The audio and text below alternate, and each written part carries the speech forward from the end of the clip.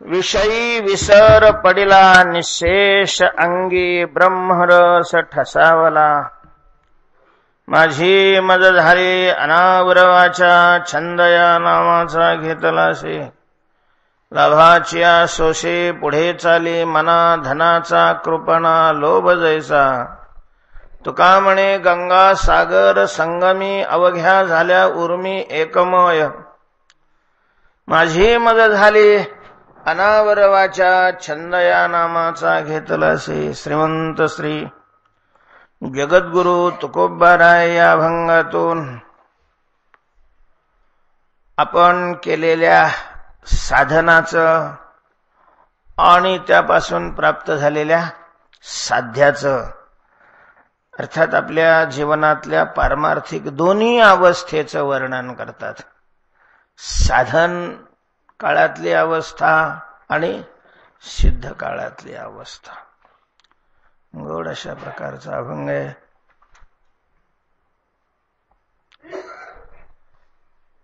तुकोबारायांचे हे अभंग पाहिल्यानंतर आपल्या लक्षात येतं की आपण कुठे आहे परमार्थामध्ये। परमार्थाची साधना करून कुठं जायचंय आणि आपण सध्या कुठे। शास्त्रामध्ये एक रसास्वाद नावाचा दोष सांगितलेला आहे।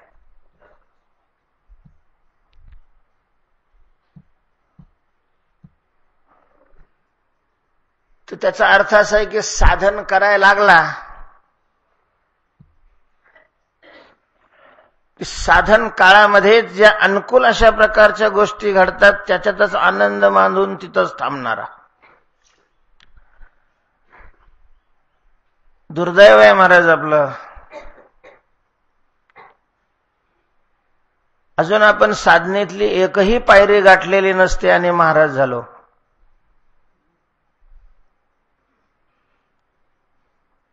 लागले लोक पाया पडायला, लागलो आम्ही बी त्यांना आशीर्वाद द्यायला। कधी साधनेची ही वाटचाल व्हायची आणि कधी त्या साध्यापर्यंत पोहोचायचो आपण।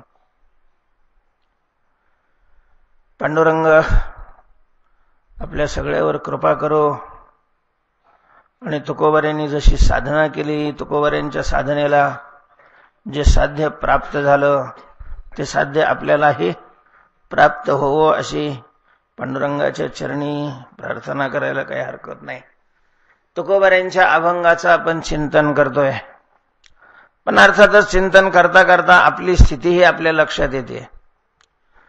महाराज तुकोबारायांनी साधना काय केली? तुकोबाराय म्हणतात चिंतन, भगवंताच्या नामाचा जप, भगवंताच्या लीलेचं गुणाचं वर्णन करणं, नामचे स्मरण करणं, इथून साधनेला सुरुवात केलेली। यालाच भजन म्हणतात। आपली साधना तीच आहे, तिथूनच आपणही साधनेला सुरुवात केली ना। आपण भजन करतो म्हणजे काय करतो? संतांचे अभंग त्याला चाली लावून आळवतो, ते म्हणतो आणि संतांनी त्या अभंगामध्ये भगवंताचे गुणगान केलेले असतात। गुण गायीन आवडी, अर्थात साधना तीच आहे। पण त्यांना त्या साधनेपासून जे साध्य प्राप्त झालं, जिथे अवस्थेपर्यंत गेले, ती अवस्था आपल्याला केव्हा प्राप्त होणार? का प्राप्त होत नाही? कुठं चुकतंय आपलं? या चुका आपल्याला अशा तुकोबारायांच्या अभंगातून सापडतात। तुकोबाराय म्हणतात आज आमची स्थिती अशी झालेली आहे, विषयी विसर पडिला निशेष अंगी ब्रह्मरस ठसावला। या अभंगाच्या पहिल्या आणि चतुर्थ चरणामध्ये साध्य अर्थात सिद्ध अवस्थेचं वर्णन केले आणि दुसऱ्या तिसऱ्या चरणामध्ये साधनावस्था सांगितली। साधन काय केलं, कसं केलं ते सांगितलेलं आहे आणि ते साधन केल्यानंतर आपल्याला काय स्थिती प्राप्त झाली, काय अवस्था प्राप्त झाली हे पहिल्या आणि शेवटच्या चरणामध्ये सांगितलेलं आहे. पहिल्या चरणामध्ये तुकोबाराय सांगतात, आज आमची ही स्थिती आहे. आज आम्ही या स्थितीवर अशा प्रकारचं आरूढ झालेलो आहोत. कोणती स्थिती आहे? विषयी विसर पडिला निशेष. विषयी निशेष विसर पडला आणि अंगी ब्रह्मरस ठसावला. दोन अवस्थेच्या कक्षा तुकोबारायांनी या प्रथम चरणामध्ये सांगितलेल्या आहेत आणि त्या दोन्ही कक्षाचा केंद्रबिंदू एकच आहे. तेव्हा पहिली कक्षा आहे विषयी विसर निशेष पडिला. विषयाचा पूर्णपणे काय पडला? विसर पडलेला आहे. तेव्हा विषय कशाला म्हणतात? विसर पडलाय तुकोबाराय म्हणतात तर आठव कोण करतं, कधी करतं, का करतं, आणि विषयाचा विसर पडणं याच्यात विशेष काय आहे? तेव्हा विषय म्हणजे काय आहे? किती प्रकारचे विषय आहेत? जीवाचा त्या विषयाशी संबंध काय आहे? आणि त्या विषयाचं अर्थात विषयाच्या आठवाचं कार्य काय आहे? पहिल्यांदा विषय कशाला म्हणतात? मला जीवाला जे बांधतात त्यांचं नाव विषय आहे. विषय कशाला म्हणतात? जीवाला बांधतात त्याला विषय अशा प्रकारचं म्हणतात. असे 5 विषय आहेत: शब्द, स्पर्श, रूप, रस आणि गंध. जगामध्ये पंचकृत पंचमहाभूतापासून उत्पन्न झालेल्या वस्तूमध्ये हे विषय असतात. कोणत्या वस्तूमध्ये एखादा विषय असतो, कोणत्या वस्तूमध्ये 2 विषय असतात, कोणत्या वस्तूमध्ये 3 विषय असतात, कोणत्या वस्तूमध्ये 5ही विषय असतात. काही वस्तू या विषयाला प्राप्त करून देणारे साधनभूत अशा प्रकारच्या वस्तू आहेत. जगामध्ये ज्या वस्तू आहेत त्या वस्तूमध्ये हे विषय विखुरलेले आहेत. पंचमहाभूताच्या तमोगुणापासून या विषयाची निर्मिती झालेली आहे. आकाशाचा धर्म शब्द आहे आणि हा विषय आहे. विषय त्याला का म्हणायचं? जीवाला तो बांधतो, जीवाच्या विनाशाला कारणीभूत आहे म्हणून त्याला विषय अशा प्रकारचं म्हणतात. वायूच्या तमोगुणापासून स्पर्श हा विषय तयार झालेला आहे. तेजाच्या तमोगुणापासून रूप विषय तयार झालेला आहे. जलाच्या तमोगुणापासून रस विषय तयार झालेला आहे आणि पृथ्वीच्या तमोगुणापासून गंध विषय तयार झालेला आहे. शब्द, स्पर्श, रूप, रस आणि गंध असे ते विषय. या विषयाचं ग्रहण करून जीवात्म्यापर्यंत पोहोचवण्याचं काम इंद्रिय करतात. शब्दाचं ग्रहण श्रोत्रेंद्रिय करत असतं, स्पर्शाचं ग्रहण त्वगेंद्रिय करतं, रूपाचं ग्रहण नेत्रेंद्रिय करतं, रसाचं ग्रहण रसनेंद्रिय करतं आणि गंधाचं ग्रहण घ्राणेंद्रिय अशा प्रकारचं. ह्या विषयाचे मूळ 2 प्रकार आहेत: अनुकूल आणि प्रतिकूल.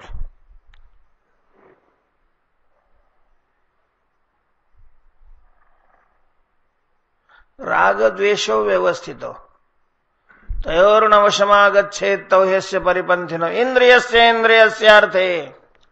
राग द्वेषो व्यवस्थितो तयोर्नवशमागच्छेत् तौ ह्यस्य परिपन्थिनो. इंद्रियांनी सेवन केले जाणारे इंद्रियाचे जे विषय आहेत या विषयाच्या पांघरुणाखाली राग आणि द्वेष, ज्याला काम आणि क्रोध अशा प्रकारचं स्थूल रूप आहे, त्याचं सूक्ष्म रूप रागद्वेष आहे आणि त्याचं स्थूल रूप काम क्रोध आहेत. हे त्याच्या आड बसलेले आहेत. आणि हे कामक्रोध म्हणजेच कामक्रोधाद्वारा हे विषय शत्रू आहेत, जीवाचे शत्रू. तौ ह्यस्य परिपंथीनो. परिपंथीनो याचा अर्थ रस्त्यात अडवून लुटणारे आणि मारणारे. नुसते लुटणारे नाही, मारणारे पण. नुसते मारणारे नाही, लुटणारे पण आहेत, लुटमार करणारे. परिपंथीनो अशा प्रकारचं म्हणतात. शत्रू आहे ते शत्रू. महाराज ओळखावं समोरची व्यक्ती ही शत्रू आहे की मित्र आहे. ओळखल्यानंतर मग शत्रूशाही सान्निध्यात राहिलं तरी आपलं नुकसान नाही होत. जर आपण त्याला शत्रू म्हणून ओळखलं असलं तर. चोराला जर चोर म्हणून आपण ओळखलं असलं तर मग त्याच्या जवळ बसायला काही अडचण नाही. ओळखायला पाहिजे हा काय आहे, चोर आहे. आणि सज्जनालाही महाराज सज्जनाला एखाद्या वेळेला नाही ओळखलं तरी चालेल, पण या चोरांना ओळखायला पाहिजे हे चोर आहे म्हणून. जर चोर ओळखलं नाही आपण तर ते मग फार मोठं आपलं काय करू शकतात, नुकसान करू शकतात, फार मोठं नुकसान. चोराला ओळखलं मग काय अडचण नाही येत. एक आपली कीर्तनकार मंडळी दृष्टांत सांगत असतात. सिद्धांत पटण्याकरता दृष्टांत असतो, तो कुठं घडला आणि काय घडला आणि एवढ्या खोलात जायचं नसतं. सिद्धांत पटण्याकरता तो सांगितलेला असतो. कदाचित काही काल्पनिकही असतात, काही घडलेले असतात. त्याच्यात याला सिद्धांताला अनुकूल करण्याकरता थोडाफार बदलही वक्त्याला तेवढं स्वातंत्र्य असतं. पूर्वी प्रवासाची साधनं, घोडे, गाडी हे असायचे. वेगात जायचं असेल, एकट्याला जायचं असेल तर माणसं सरळ घोडा घेऊन जायचे. आता मोटरसायकल घेऊन जातात तसं. मग एक व्यापारी घोड्यावर बसून खरेदी करण्याकरता सुरतला निघाला. सुरतला कापडं चांगली मिळतात, स्वस्त मिळतात. इकडल्यापेक्षा किमान 50% तरी 40% तरी कमी नक्कीच मिळतात. इथं जर 200 रुपयाला साडी असेल तर ती तिथं 120 रुपयापर्यंत नक्कीच मिळते. लगे 40% तर नक्कीच मार्जिन राहत. त्याच्यामुळं मग तो सुरतला चाललेला. पैसे बरोबर घोड्यावर चालला. एकाने हेरलं त्याला की हा व्यापारी आहे आणि हा खरेदीला निघालेला आहे, म्हणजे याच्याजवळ काय पैसे.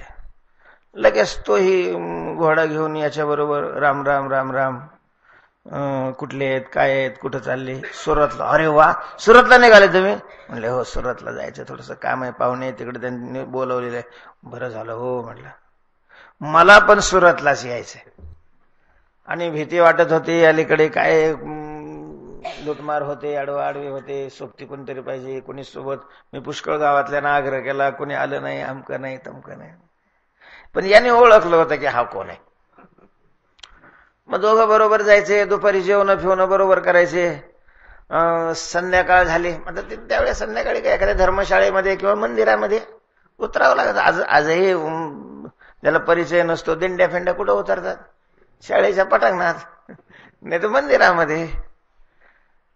तो मंदिरात उतरले की मग तो जायचा बाहेर, यांनी झोपावं म्हणून. मग तोपर्यंत याने आपलं जेवण बरोबरच करायचे आणि झोपायचा मस्तपैकी. तो उशिरा यायचा तिकडून, हात झोप लागलेले याची खात्री करून घ्यायचा आणि सगळं त्याचं सामान तपासायचं. महाराज खिसे तपासायचा, त्याची पिशवी तपासायचा, सगळं तपासायचं, पण पैसा काय सापडायचा नाही.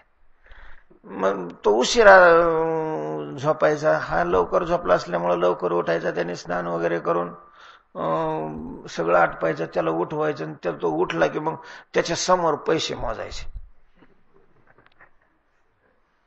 इतके पैसे झाले, मी रात्री पाहायला गेलो, सापडले कसं काय नाही. ठीक आहे म्हणतो, आजच्या मुक्कामाला पाहू. पुन्हा संध्याकाळी तसंच करायचं. पुन्हा दुसऱ्या दिवशी उठून त्याच्या समोरच पैसे मोजायचे त्याने.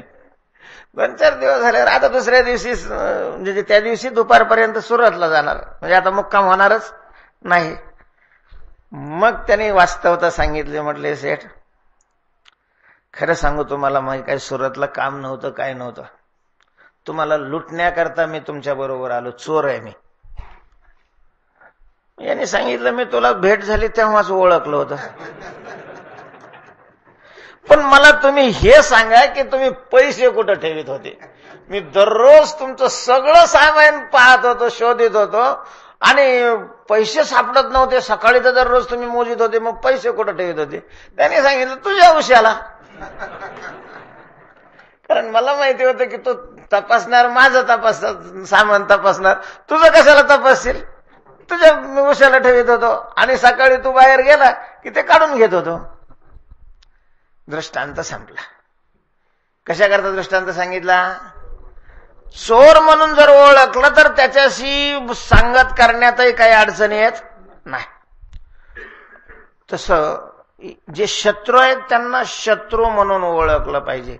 बऱ्याच वेळेला शत्रू आपल्या पोटात शिरून आपल्याला आपलंसं करून मग आपला डाव साधण्याचा काय करतात, प्रयत्न करतात.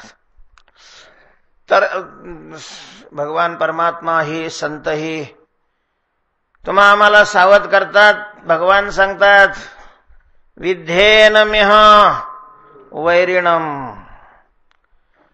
याला तू वैरी आहे अशा प्रकारचं समज. वैरी कशाला. काम क्रोधाला. काम क्रोधाला. काम क्रोध म्हणजे काय. आपण नेहमी काम क्रोध शब्द तर वापरतोच. काम क्रोध म्हणजे काय. महाराज काम क्रोध म्हणजे काय नाही. आपल्याला एखादं मिळावं अशा प्रकारची इच्छा होणं याचं नाव काम आहे.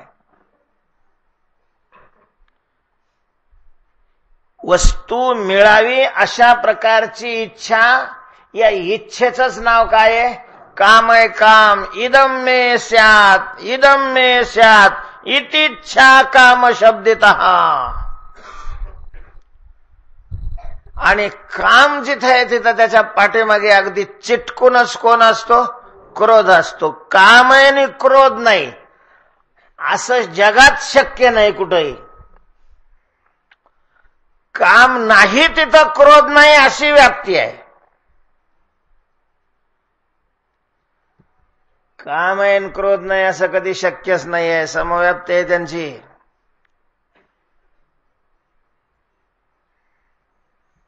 म्हणजे काम आहे असं दिसलं की समजायचं याच्या ठिकाणी काय आहे, क्रोध आहेच. जे काम उपजलं तेच आधीची क्रोध आला, त्याच्यानंतर येतो नाही. अगोदरच अशा प्रकारचा तो कामाची नाही तिथे क्रोधाचे. काम क्रोध यालाच राग द्वेष अशा प्रकारचं म्हणतात. आणि जोपर्यंत अंतःकरणात हे आहेत तोपर्यंत आपलं चांगलं हे होऊ देत नाहीत. भगवान सांगतात हे तिन्ही जवळ जागती तवरी निकयाची प्राप्ती, माझे कान नाही कती. देव म्हणे. कोणता देव. जो अनादि आहे, जो सर्वज्ञ आहे. वेदाहम समतीतानी म्हणजे सगळ्या देशातलं, सगळ्या काळातलं, सगळ्या वस्तूचं, व्यक्तीचं सामान्य विशेष रूपाने सतत ज्याला ज्ञान असतं असा देव म्हणतो की माझ्या कानाने अजून ऐकलंय असं नाही. काय की हे काम क्रोध आहेत आणि त्याचं चांगलं झालं.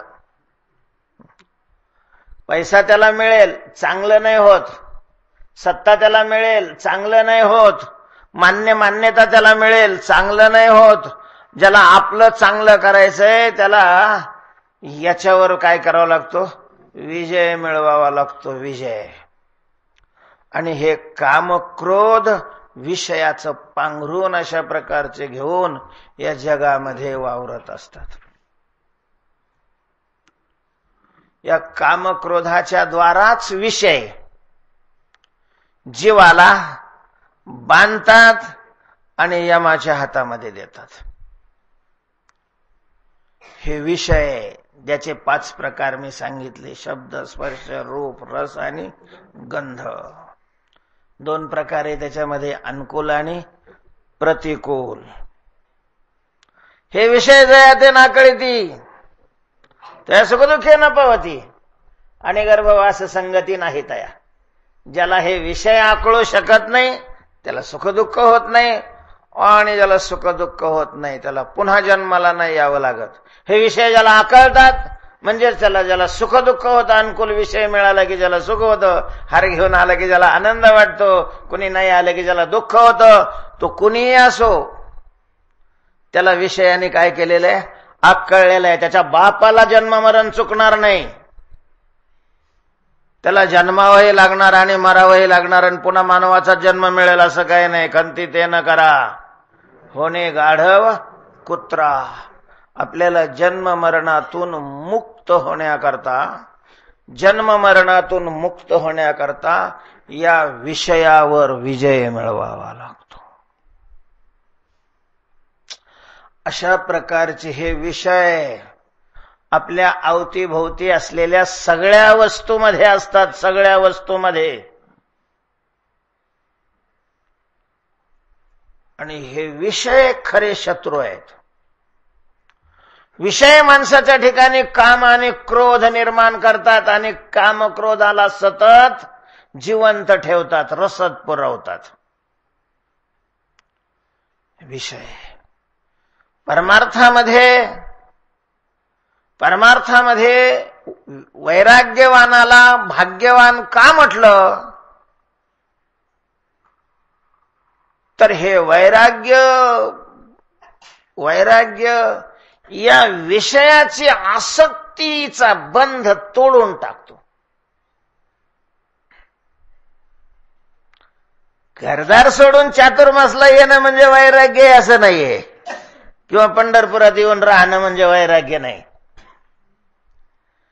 विषयासक्तीचा बंध नाळ तोडणं या शब्दाचा अर्थ वैराग्य आहे.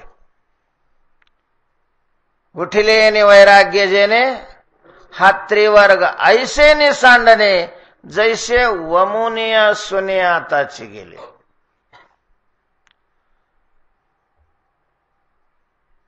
सगळे विषय त्रैवर्य म्हणजे त्रैलोक्यातले विषय, जसं वांतीप्रमाणे अशा प्रकारचे वाटणं, चिळस येणं त्याची चिळस, हे वैराग्य करतं. म्हणून वैराग्य अतिशय श्रेष्ठ आहे. का? कारण परमार्थ करणाराचे मुख्य शत्रू हे विषय आहेत. महाराज विषय जीवाला देवाकडे जाऊच देत नाहीत.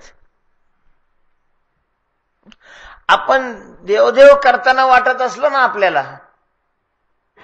भाऊ आम्ही परमार्थाची साधना, परमार्थ करतो, विषयातच नाचत असतो आपण. परमार्थ करताना जरी दिसत असलो ना तरी उघडे विषय असतात, उघडे.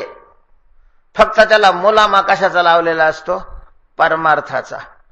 ऐका, परमार्थ म्हणजे काय नेमका असा परमार्थाचं सूक्ष्म अशा प्रकारचा अंतरंग स्वरूप काय आहे परमार्थाचं?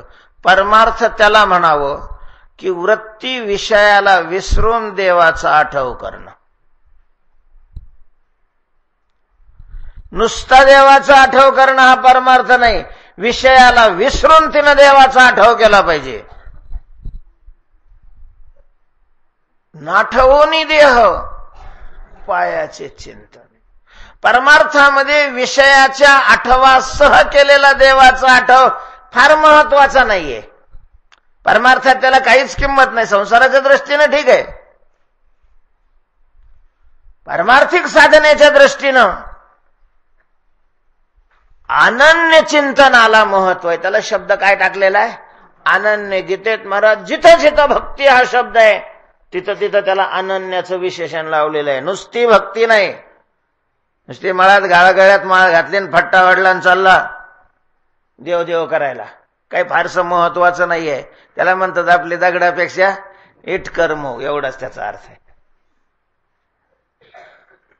खास भगवत प्राप्तीच्या दृष्टीनं जर परमार्थ करायचा असेल तर त्याला अनन्य भक्ती व्हावी लागते. अनन्य भक्त्या त्वनन्यया शक्य, अनन्यया भक्त्या शक्य, अनन्याश्चिंतयन्तो माम मयि चानन्य योगेन भक्ती रव्यभिचारिणे. गीतेमध्ये प्रत्येक ठिकाणी महाराज अनन्य शब्द. मोठी माणसं आहे, कधीही शब्दात स्वतःला गुंतवू देत नाहीत. हे जाहिरातीवाले वगैरे सुद्धा आहे ना, कायद्यात नाही स्वतः सापडत, बारीक अक्षरात लिहितात. जे सांगायचं नाही ना ते लिहित नाही असं नाही, अगदी बारीक अक्षरात लिहितात. आणि भुलवायचे अक्षर ते मोठे टपोरे काढलेले असतात. अनन्य भक्ती व्हावी लागते. आणि अनन्य शब्दाचाच अर्थ विषयाचं चिंतन रहित देवाचं चिंतन. मनाच्या चिंतनाचे मुख्य दोनच विषय, एक देव आणि दुसरा विषय. देह असला तरी विषयातच आला, पैसा असला तरी विषयातच आला, मनमान्यता असली तरी विषयातच अशा प्रकारचे आले. हे सगळं विषयाचेच वेगवेगळे रूप आहेत. तेव्हा देवाचं चिंतन विषयाला विसरून करावं लागतं. विषयाच्या आठवासह केलेलं चिंतन फारसं परमार्थामध्ये प्रगती नाही करून देत. ठीक आहे, आता सुरुवात तर तिथूनच करावी लागते, एकदम थोडी विषयाचा विसर पडणार आहे. पण विषय हे बाधक आहेत, सावध राहायला पाहिजे पारमार्थिक माणसाने विषयापासून.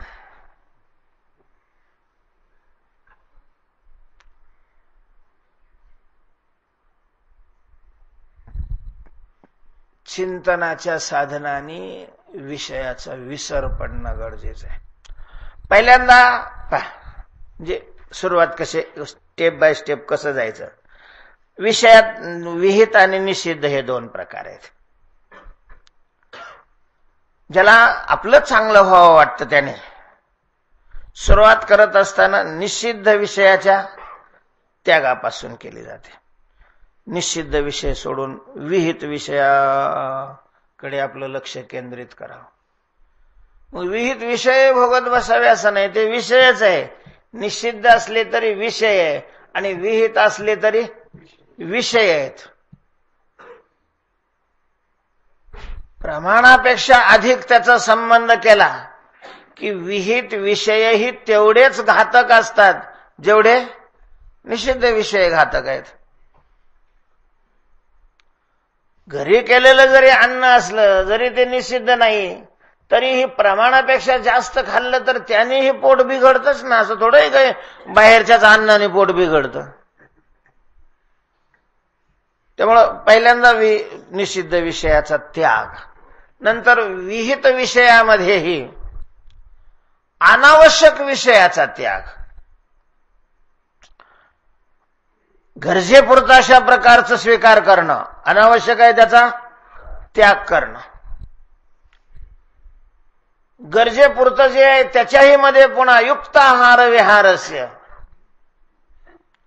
अगदी मोजका अशा प्रकारचं. आणि त्याच्याही पुढची पायरी संपूर्ण विषयाचा त्याग. विषयाचा त्याग केल्यानंतरही भागला असं नाही, तोही साधकातला भाग आहे, साधनातला भाग आहे. विषयाच्या स्मरणाचा त्याग झाला पाहिजे. नुसतं विषयाचा त्याग होऊन काय उपयोग आहे. आपण एकादशीच्या दिवशी फराळ अन्नाचा त्याग करतोच. वारकरी असेल तर तो एकादशी व्रत प्रश्नच नाही करणारच, कारण वारकऱ्याचं व्रत एकादशी व्रत आहे. वारकऱ्याकरता नाथ महाराजांनी 29 उपवास सांगितलेले आहेत. त्याच्यामध्ये 24 एकादशी आहेत. शुद्ध आणि वद्य, लहानी आणि थोरली नाही, शुद्ध आणि वद्य. काही लोक मोठी म्हणजे थोरली एकादशी करतात, लहानी नाही करत. कसं सुरुवातीला ठीक आहे, हळूहळू चढण्याकरता. पण ते एकादशी असते, त्याच्यात लहानी आणि थोरली काही संबंध नाही. थोरली लय पॉवरबाज आणि लहानी जरा कमी पॉवरबाज, अशातला काही संबंध नाही. शक्ती दोन्ही व्रताची सारखीच आहे. 12 महिन्याच्या 24 एकादशी. गोकुळाष्टमी, रामनवमी, वामन जयंती, नरसिंह जयंती आणि महाशिवरात्र हे विधीचे अशा प्रकारचे वारकऱ्याचे उपास आहे. आता वारकऱ्यात बराच संकर झालेला आहे, त्याच्यात काही वाद नाहीये. त्याच्यामुळं मग काही वारकरी म्हणणारे इतरही करतील, करावं नाही करावं हा ज्याचा त्याचा प्रश्न आहे. पण वारकऱ्याला हे एवढे उपास केलेच पाहिजे. त्याने वारकऱ्याने हे उपास केले पाहिजे.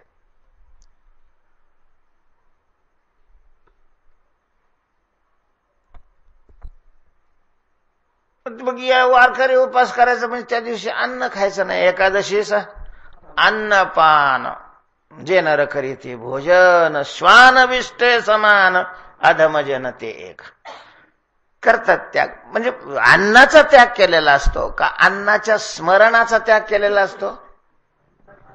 अन्नाचा. कधी कधी माणसं क्षेत्रात नसली, इतर ठिकाणी असली, चार पाहुण्याबरोबर नेमकं त्याच दिवशी कुठं जायचं असलं, बाकीच्याला उपास नसतो, यालाच उपास असतो. ज्या पाहुण्याकडे गेला त्या पाहुण्याने गुलाबजामू केले. याला वाटतं साल कशाला आज आले असेल, ही एकादशी आज कशाला आली असेल.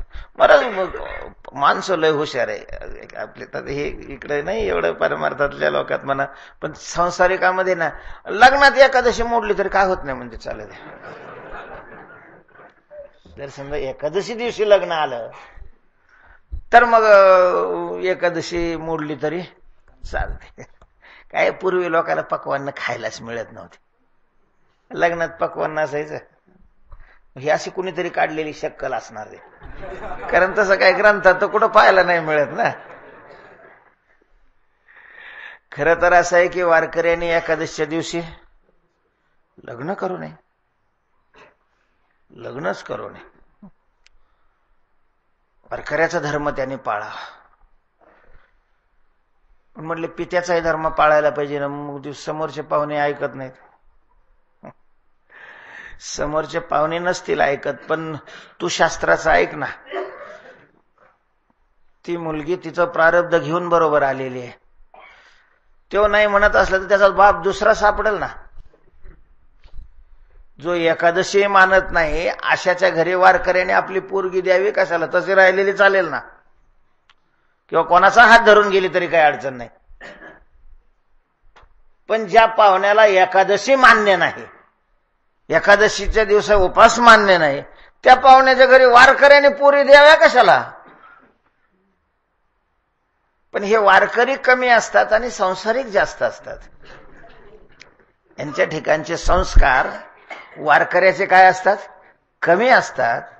आणि संसारी मनुष्य आहे बाबा, आपण बाप आहे वगैरे, हे संस्कार जास्त असतात. त्याच्यामुळे मग जाऊ द्या बाबा, ज्याला एकादशी आहे त्याला फराळाचं करा, ज्याला एकादशी नाही त्याला जीव घाला.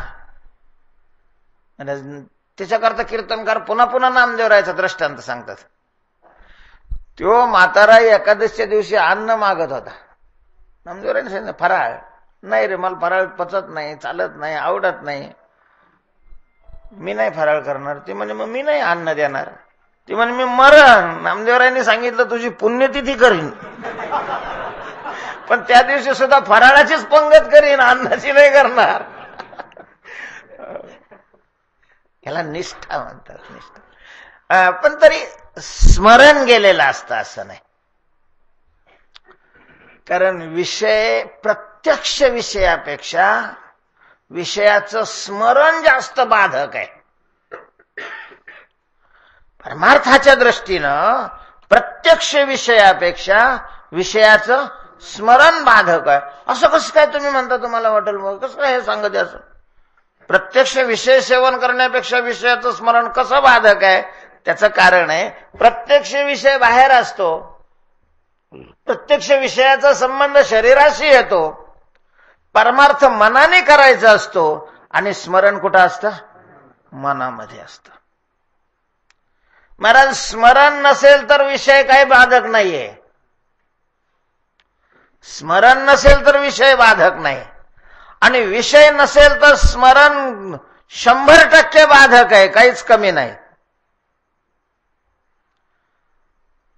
त्यामुळं विषयाचा त्याग मुख्य नाही, विषयाच्या स्मरणाचा त्याग झाला पाहिजे. विषयाची आठवणच मनात येता कामा नये. अर्थात ही स्थिती प्राप्त होण्याकरता खूप खूप साधना करावी लागते. निळा म्हणे विरक्त देही आठवची नाही विषयाचा. विरक्त देही, विरक्ती अंतःकरणामध्ये इतकी पराकाष्ठेची. विषयाचा तिरस्कार येणं वेगळं, विषय नको वाटणं वेगळं. कारण बऱ्याच वेळेला जे नको वाटतं त्याचं स्मरण जास्त मनुष्य करतो, जे हवं असतं त्याच्यापेक्षाही. त्याचं स्मरणच न राहणं, विषयाचा विसर पडणं. विसर मग त्याच्याकरता एकतर योगाची साधना करावी लागते किंवा भक्तीची साधना करावी लागते. नुसत्या ज्ञानाच्या गप्पा हाणण्याने विषयाचं विस्मरण नाही जात. म्हणून जिथं जिथं ज्ञान शब्द आहे तिथं तिथं योग शब्द ज्ञानेश्वरीमध्ये आहे. तप किंवा योग. तर योगाने विषयाचा विसर पडतो. योगाच्या साधनेने ज्ञानोबरांनी 6व्या अध्यायामध्ये म्हटलेलं आहे, विषयाचा विसर पडे, इंद्रियाची कसमस मोडे, मनाची घडी घडे हृदया माझी. विषयाचा विसर पडे. विषयाचा विसर पडतो अर्थात वृत्ती अंतर्मुख होऊन आत्म्याचं चिंतन करू लागल्यानंतर खूप शुद्ध अशा प्रकारच्या अंतःकरणाची ही स्थिती आहे, अवस्था आहे, साधना आहे. परमार्थ करून आपलं अंतःकरण शुद्ध झालं पाहिजे. अंतःकरणाकरता हा परमार्थ आहे, याच्यात तर काही वादच नाहीये. आणि आपलं अंतःकरण शुद्ध झालेलं आहे हे कसं ओळखायचं? त्याला डिग्री कोणती आहे? म्हणले आपल्याला तारखा किती येतात त्याच्यावरून काही संबंध नाही त्याचा. तारखाचा आणि अंतःकरण शुद्धीचा काही संबंध नाही. फार तारखेला फिरणारे याची एवढी अंतःकरण शुद्ध असतात की त्याचा वास बाहेर यायला लागतो. त्याचा काही संबंध नाही. हे कसं कळायचं अंतःकरण आपलं शुद्ध आहे नाही? हे कसं कळायचं? महाराज, अंतःकरणात ज्या वेळेला विषयाचं स्मरणच राहणार नाही, अंतःकरण विषयाची आठवण करणार नाही, समजावं आपलं अंतःकरण काय होऊ लागलेलं आहे? शुद्ध अशा प्रकारचं होऊ लागलेलं आहे, शुद्ध होऊ लागलेलं. हे शुद्ध अंतःकरणाचं अवच्छेदक आहे, द्योतक अशा प्रकारचं आहे. तुकोबाराय म्हणतात की या भगवंताच्या नामचिंतनाच्या साधनेने मला अशी अवस्था प्राप्त झालेली आहे. विषयी विसर पडिला. विषयाविषयीचा काय पडलाय? विसर पडलेला आहे. विसर आपला असं असतं, आपण सरळ सहज निवांत जरी बसलेलो असलो तरी विषयाचा विसर नसतो. मग निवांत बसल्यानंतर प्रकर्षाने विषयाचा आठव होतो जास्त. झालं सर्व लगे जसं काय ते याचं बटन दाबल्यानंतर समोरचा टीव्ही सुरू होता ना रिमोटचं, तसा हा निवांत बसल्याने डोळे झाकले की लगेच असं पुढे येतं महाराज. मग काय घराचं येत असेल, शेतीचं येत असेल, पाहुण्या रावळ्याचं येत असेल, पोराचं येत असेल, कोणाचं येत असेल, कोणाचं, हे सगळे विषयातच काय होतात? मोडतात ना. निवांत बसलं तरी विषयाचं विस्मरण नसतं. ज्ञानेश्वरीचं पारायण करायला लागल्यावर बी विषयाचं विस्मरण नसतं महाराज. डोळे अक्षराकडे पाहत असतात, तोंड अक्षर वाचित राहतं आणि मन विषयाचं चिंतन करत राहतं. भजन करायला लागल्यावर तुम्हाला असं वाटतं का विषयाचा विसर पडलेला असतो? काकडा म्हणतो महाराज आपण, किती गोड सकाळी पहाटेची वेळ असते. सात्विक अशा प्रकारचा वीणाचा ध्वनी असतो, टाळाचा ध्वनी असतो, मृदंगाचा ध्वनी असतो आणि प्रार्थनात्मक अशा प्रकारचे अभंग असतात.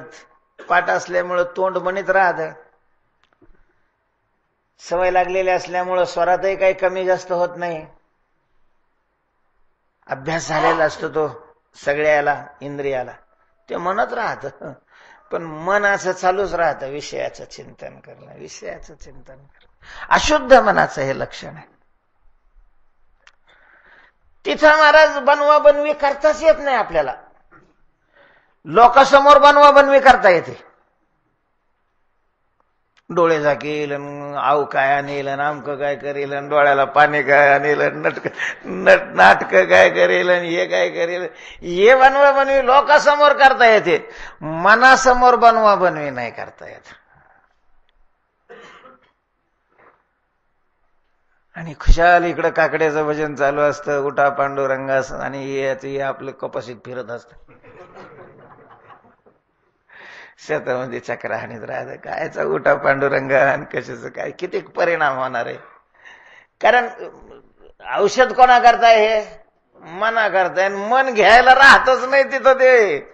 ते नुसतंच ते स्पीकरच्या माईकवर आदळलं जातं. आता त्याला काय झालेलं आहे, ते थोडेच बिमार पडलेले आहेत. नाही तितका उपयोग होतो. मग काय उपयोग नाही का? मग आता करीत राहावं, हळूहळू हळूहळू जेवढं जमल तेवढं त्याच्यावर हे फरक पडेल तेवढा पडेल, करावं लागतं, तो भाग वेगळा.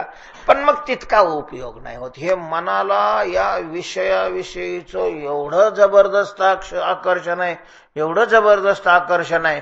विषय स्वरूपाने तर तुटतात त्याच्यापासून, पण स्मरणाला ते कधीच तोडायला तयार नसतं.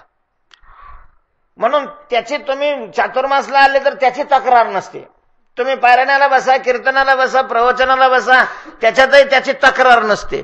फक्त तुम्ही आपलं मढ तिथं ठेवा, ते आपलं चिंतन करीत राहता, मग खुश राहता. तुम्ही तोंडाने करा, हाताने करा, पायाने करा, प्रदक्षिणा करा. तो म्हणतो एक काय 5 आणा चक्र, माझे काही अडचण नाही ना, मी विषयाचं स्मरण करीत राहणार. आणि मग चक्र मारून नुसता काय उपयोग आहे? ह्याच्या परिणाम होण्याकरता तर चक्रा मारायच्या. आणि हे जर तिथं लगे कासराचा अंगावर पडू देत नसेल त्या चक्राचा, दर्शनाचा, तर ते दर्शन आणि चक्र काय कामाचे आहे सांगा ना महाराज. तेव्हा विषयाचं जबरदस्त आकर्षण असताना आधी संसार मालेच्या ठाई नित्य विषय भोगिले पायी, ते ठसावले चित्ताच्या ठाई. वारंवार पायी सेविता, पुन्हा पुन्हा पुन्हा पुन्हा पुन्हा पुन्हा विषयाचं. सगळ्या पश्वादिकाच्या देहामध्ये काय केलेलं असतं? दुसरं काहीच नसतं ना. विषय सेवनापेक्षा दुसरं काय आहे पश्वादिकाच्या देहामध्ये? आणि पश्वादिकाच्याच काय माणसाच्या देहात येऊन तरी दुसरं काय केलेलं असतं? पश्वादिकाचंच काम केलेलं असतं. विषय सेवन करणं हा पशूचा अधिकार आहे. केवळ विषय सेवन करणाऱ्याला माणूस म्हणण्याचा काहीच प्रश्न नाहीये. पशु आहे तो पशु. कारण पशुच विषय सेवन करतात विशेष रूपाने.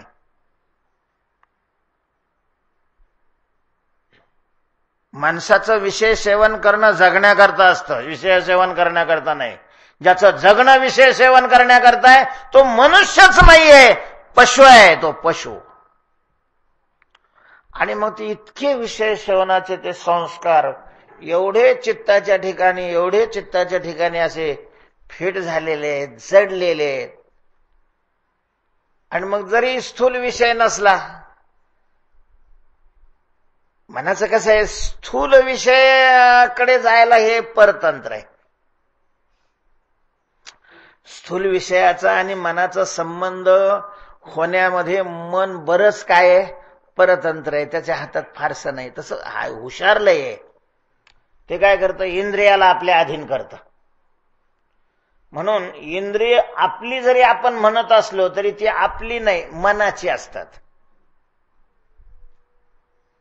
इंद्रिय आपल्या ताब्यात नसतात. कोणाच्या ताब्यात असतात? मनाच्या ताब्यात असतात, मनाच्या. आणि मग मनाने सांगितलं तर ती इंद्रिय उठून विषयाकडे जातात. मनाने नाही सांगितलं आणि याने खूप सांगितलं, मग ती काय इंद्रिय आपलं नाही ऐकत, नाही ऐकत आपलं.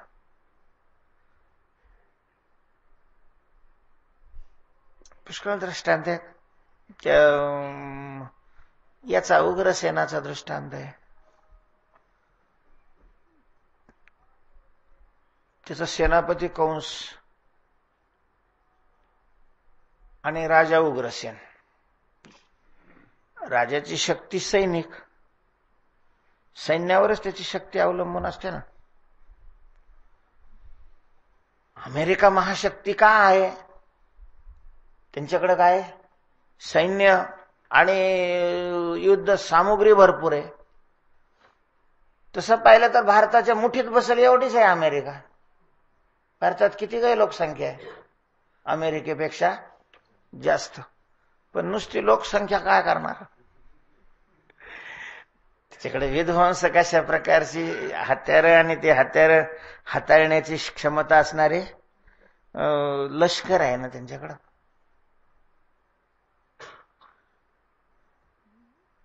मग त्या कंसाने ज्या वेळेला अत्याचार सुरू केले त्यावेळेला त्याच्या विरोधात राजाने आज्ञा केली, याला पकडा, अटक करा. पण त्याने सैनिकांनी त्याचं काही ऐकलं नाही आणि कंसाने सांगितलं या म्हाताऱ्याला अटक करा. मग त्याला अटक केली आणि घातला कोंडवाड्यात जिवंत असतानाच, आणि हा राजा झाला. कारण अधीन कोणाचे होतं सैनिक? कंसाच्या. याच्यामध्ये तसं झालेलं आहे चाणक्य नीतीमध्ये.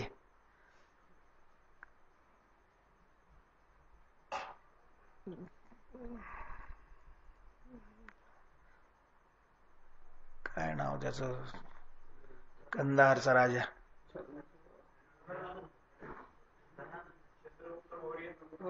नाही पहिली त्याची कथा जिथं यांनी अध्ययन केलं चाणक्याने.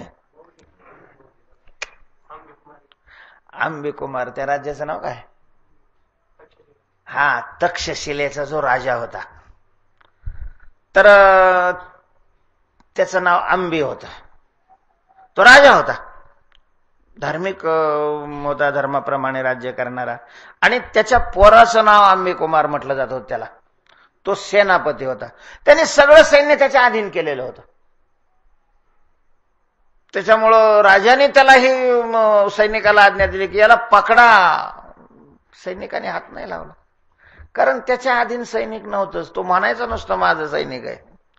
महाराज, आपलं बी तसंच आहे. आपलंही तसंच आहे. या इंद्रियाला आपण माझे म्हणतो, हे इंद्रिय आपल्या हातातच नाहीत, ते मनाच्या हातात आहे. तुम्ही बघा अजून जरा बारीक निरीक्षण करून.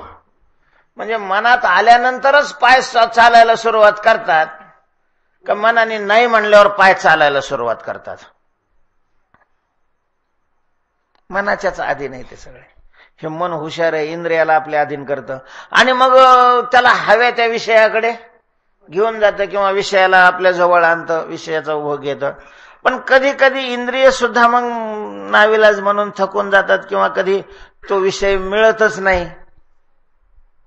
दूर देशात असतो, दूर कालात असतो किंवा खूप महाग असतो, तेवढी घेण्याची याची काय नसते, क्षमता नसते. मग अशा वेळेला काय करतं, तरी अशा वेळेला ते म्हणजे हताश नाही होत, नाराज नाही होत. मग आतले आत संस्कार तर असतातच ते विषयाचे, त्याच्यात भरपूर टसावलेले. ते संस्काराला जाग करतं आणि आतल्या आत त्या विषयाचा आकार धारण करून त्या विषयाचं चिंतन करत राहत. येरवी बाह्य विषय जरी नाही, परी मानसी असेल काही. आणि मग नुसती आठवण सुद्धा सगळा संसार आहे. संसार सोडलेला आहे आणि आठवण बरोबर असेल तर सगळा संसार आहेच त्याच्याजवळ, काही सोडलेलं नाही आणि काही नाही. साध्यंतची पाही संसार असे ध्यायतो विषयान पुंसः संगस्ते शोपजायते संगात संजायते कामः कामात क्रोधो भिजायते. महाराज, एवढी या मनाला आणि इंद्रियांना विषयाची आवड असते, एवढी आवड असते, वाटेल ते करायची तयारी असते त्यांची या विषयाच्या प्राप्तीकरता. वाटेल ते.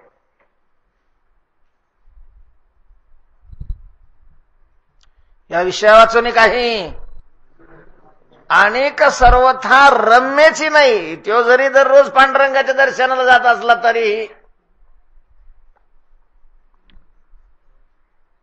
दररोज जरी पांडुरंगाच्या दर्शनाला जात असला आणि गळ्यात माळबी त्याने घातलेली असली, पण ज्या विषयाची त्याला आवड लागलेली असते त्याची धारणा तीच असते की या विषया वाचून काही अनेक सर्वथा रम्यची. ते नुसतं भजनात म्हणायचं, सुखरूप ऐसा दुजा कोण सांगा. हे नुसतं भजन म्हणायला आणि कीर्तन करण्याकरताच तुकाराम महाराजांनी अभंग लिहिलेले आहेत. आमची पोट भरण्याची सोय करून ठेवली तुकाराम महाराजांनी, एवढाच त्याचा अर्थ आहे. प्रत्यक्षात आमच्या मानसिक धारणेमध्ये ते नसतं बसलेलं. नाही बसलेलं, आता काही एकदम बसतं असंही नाहीये. आणि मग या विषया वाचून काही अनेक सर्वथा रम्यची नाही, अनेक सर्वथा रम्यची नाही.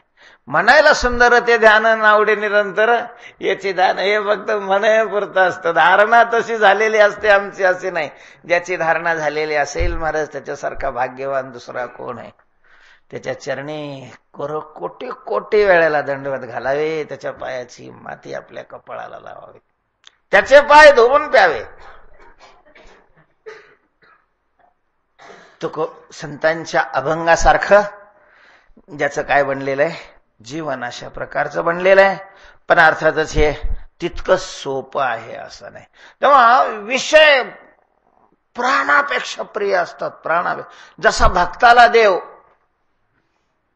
तुझी आनेव आहे ना गा देवराया, बहु आवडसी जीवापासून या, असं भक्ताचं असतं.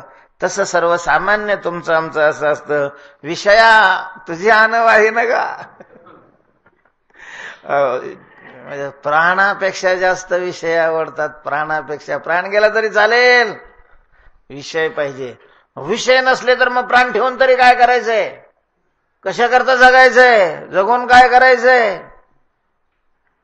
विषय विषय विषय म्हणून तो मरतात महाराज, मरतात माणसं. तुम्हाला असं वाटतं काय आत्महत्या करणारी माणसं खरंच खायलाच मिळत नाही म्हणून आत्महत्या करतात? अपेक्षित विषय प्राप्त होत नाही त्यांना, अपेक्षित विषय प्राप्त होत नसतो. आणि म्हणून मग जर विषय मिळत नाही तर जगून तरी काय करायचंय, आपल्या मनासारखं घडत नाही तर जगून तरी काय करायचंय. त्या मूर्खाला हे लक्षात येत नाही की आपण या जगतामध्ये कोण आहे, किती शक्ती आहे आपली. जगतामध्ये जे घडतं ते माणसाच्या मनाप्रमाणे घडत असतं का जगत ज्याने निर्माण केलेलं आहे त्याच्या इच्छेप्रमाणे घडतं.